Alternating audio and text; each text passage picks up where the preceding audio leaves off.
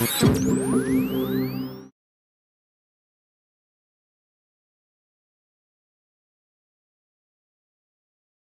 Ekotoners, balik lagi di podcast Ekoton, podcast yang selalu penasaran dengan kabar sungai di sekitar kalian. Siang hari ini aku lagi nggak sendiri, tapi ditemenin oleh narasumber yang pastinya keren dan bakal ngasih informasi yang tentunya berguna buat kalian dan buat lingkungan sekitar kalian. Oke, hari ini aku udah sama Mas Alek, yaitu salah satu tim dari divisi edukasi di Ekoton. Halo Mas Alek. Halo, selamat siang. Gimana kabarnya? Baik Mas? Alhamdulillah baik, sehat. Baik. Sekarang kesibukannya apa nih Mas?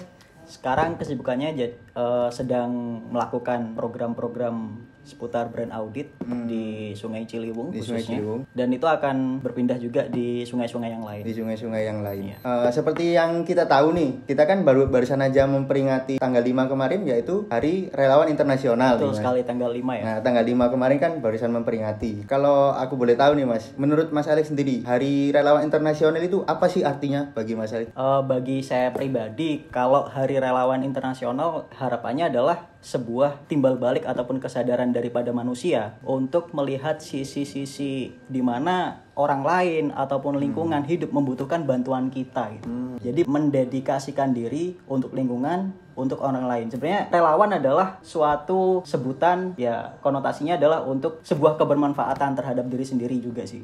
Dan juga untuk orang lain gitu. Seberapa manfaat dari kita untuk lingkungan dan juga untuk manusia yang lain kayak gitu. Berarti kita tuh harus mempunyai manfaat selain itu dari kita sendiri juga untuk lingkungan dan orang lain gitu Mas. Betul sekali.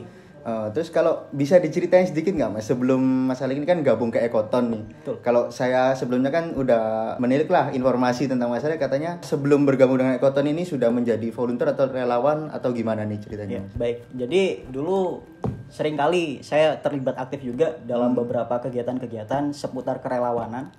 Dan itu kegiatan yang saya lakukan pada dasarnya adalah kegiatan yang mempunyai impact ataupun timbal balik kepada manusia dan juga kepada lingkungan. Jadi salah satunya adalah ketika saya masih mahasiswa dulu itu membentuk suatu komunitas bersama teman-teman. Saya dulu ada kurang lebih sekitar 6 orang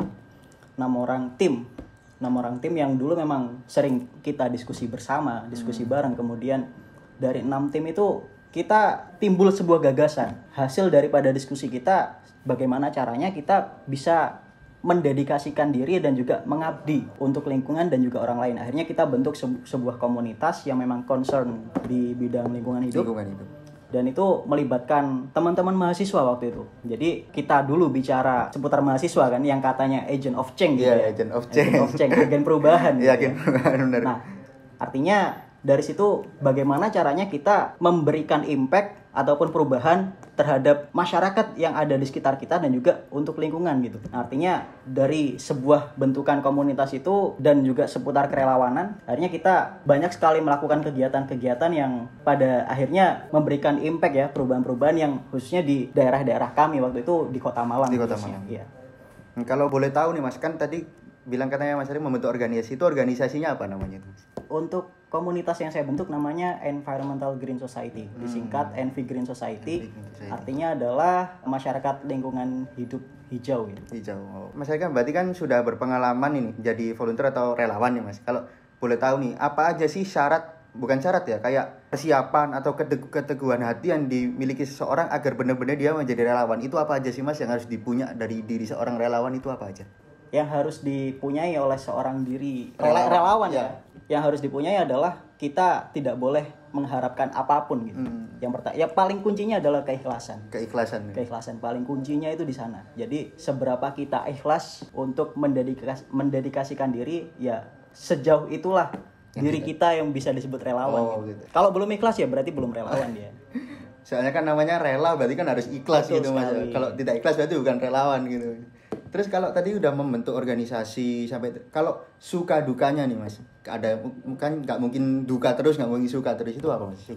Suka dukanya memang kalau kita berbicara seputar keluh kesah ataupun suka duka, memang ada suatu proses yang dimana komunitas saya memang dari founder-foundernya kan dari sekelompok pemuda yang mempunyai banyak sekali ide-ide ataupun tujuan yang memang pada dasarnya sama sebenarnya, tapi perspektif ataupun pandangan untuk menggapai tujuan tersebut kan jalannya beda-beda gitu ya. Akhirnya kita seringkali berbeda pendapat gitu. Nah, tapi dari situ sebenarnya itu yang unik. Karena dari segala perbedaan sebenarnya itu adalah karunia yang mana ketika disatukan dapat membentuk harmoni gitu antara kita dan juga kepada saudara-saudara ataupun kerabat-kerabat kita gitu. Disitulah keberagaman itu. Makanya Indonesia kan adalah negara yang sangat kaya karena kaya akan keberagaman. Itulah Bhinneka Tunggal Ika ya Mas. betul sekali. Terus kalau misalnya apa tadi kan dari organisasi itu Mas, udah kegiatan apa aja sih yang udah dilakukan untuk masyarakat dari situ, kayak misalnya contohnya atau penghijauan atau apa itu ada nggak, Mas? Banyak sekali. Jadi dulu memang saya sering melakukan yang seputar kampanye, seputar pengurangan plastik sekali pakai, kemudian bagaimana caranya kalau kita dulu tujuannya adalah melihat Kota Malang yang mana katanya orang-orang adalah kota pendidikan ya. Banyak sekali kampus-kampus besar, kemudian institusi pendidikan yang memang banyak sekali di Malang. Tapi yang disorot adalah pariwisata dan tidak melihat sisi aspek ataupun kerusakan lingkungan di dalamnya gitu. Akhirnya dari situlah kami punya gagasan bagaimana caranya orang-orang itu bisa melek gitu terhadap Kota Malang, bukan hanya sebagai kota pendidikan gitu. Nah, artinya banyak sekali sudut-sudut ataupun lokasi yang memang belum terjangkau sampai saat ini dan belum tertangani karena akibat ya pencemaran lingkungan dan lain-lain gitu ya. Akhirnya dari situlah kami berinisiasi bergerak sehingga dari kelompok-kelompok kami itu melakukan ya banyak sekali kegiatan mulai dari edukasi door to door gitu, salah satunya di daerah Muharto Kota Lama Malang. Kemudian melakukan penghijauan juga kami pernah di daerah Batu khususnya, pernah sampai saat ini pun ya alhamdulillah sih dari yang kami lakukan dan sering dilakukan monitoring juga oleh rekan-rekan itu masih berlanjut sampai hari ini gitu. Kemudian yang paling banyak saya dapatkan ya ketika magang di Ekoton. Jadi sebelumnya dulu saya magang di Ekoton, banyak sekali belajar gerakannya seperti apa, kemudian cara edukasi dan lain-lain seperti apa gitu. Seperti itu sih. Itu berarti kalau sekarang gimana? Dari sisi aspek lingkungannya apakah sudah berkembang semenjak yang dulu Mas Alek melakukan apa? Sudah berkembang atau masih seperti itu saja atau gimana? Untuk perbaikannya memang sudah lumayan agak ada perkembangan ya. Ada perkembangan mulai dari sejak apa yang kita advokasikan juga. Sebenarnya kita pengennya ada peraturan wali kota seputar pembatasan atau pelarangan penggunaan kantong plastik sekali pakai. Tapi ya ternyata yang turun hanya sebuah himbauan ya. Dan itu masih belum ke tahap perwali ya. Kurang artinya kuat ya masih belum kuat gitu. Nah, itu sebenarnya kita yang ingin terus push gitu.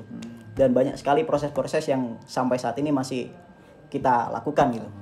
Tapi setidaknya dari situ kan kesadaran masyarakat untuk lingkungan itu kan udah meningkat gitu Mas daripada sebelumnya gitu. Betul sekali. Jadi dari apa yang kita lakukan waktu itu kami sudah banyak sekali menularkan kepada rekan-rekan semahasiswa juga kepada adik-adik tingkat, dan itu sejauh ini sudah banyak yang tumbuh bibit-bibit di mana mereka mempunyai awareness kepada lingkungan gitu.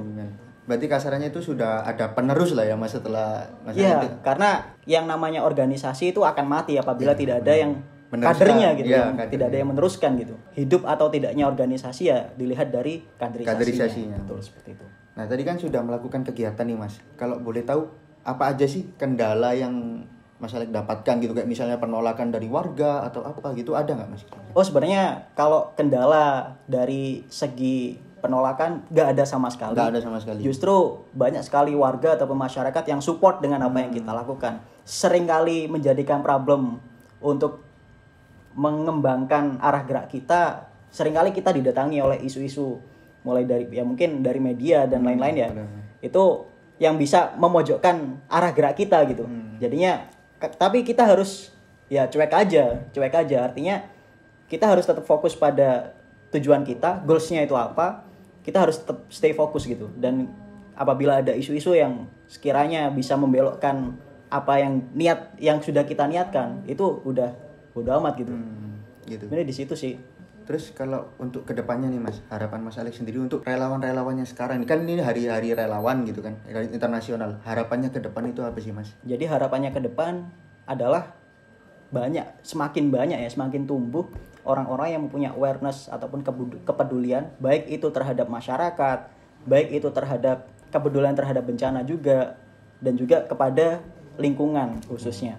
Jadi semakin banyak pemuda ataupun orang yang peduli, artinya kita akan semakin kuat gitu. Semakin kuat, semakin menyadarkan apa itu arti gotong royong gitu. dan kemudian apa arti tolong menolong. Jadi ketika kita mampu untuk membantu orang lain, ya kenapa tidak gitu.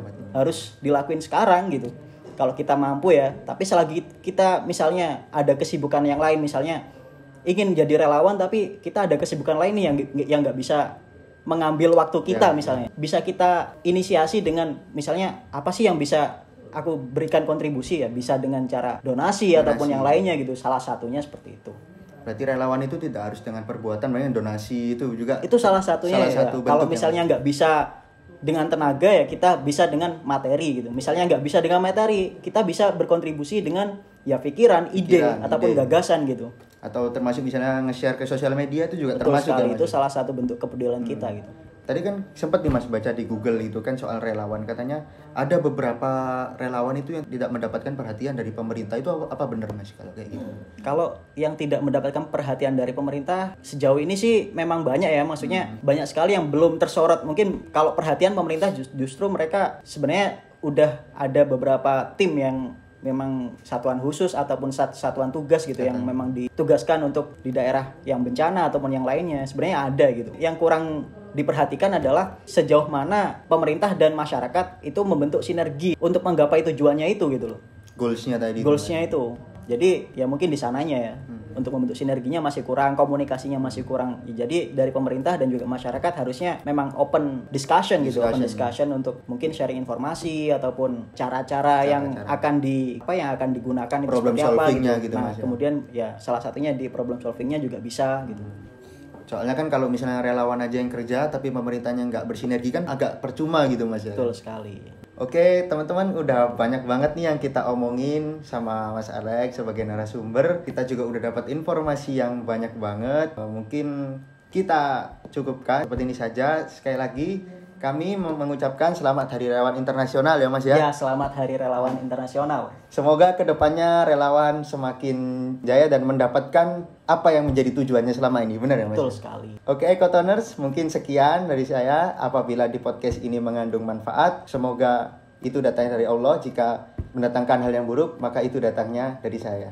Assalamualaikum warahmatullahi wabarakatuh. Dadah Ekotoners.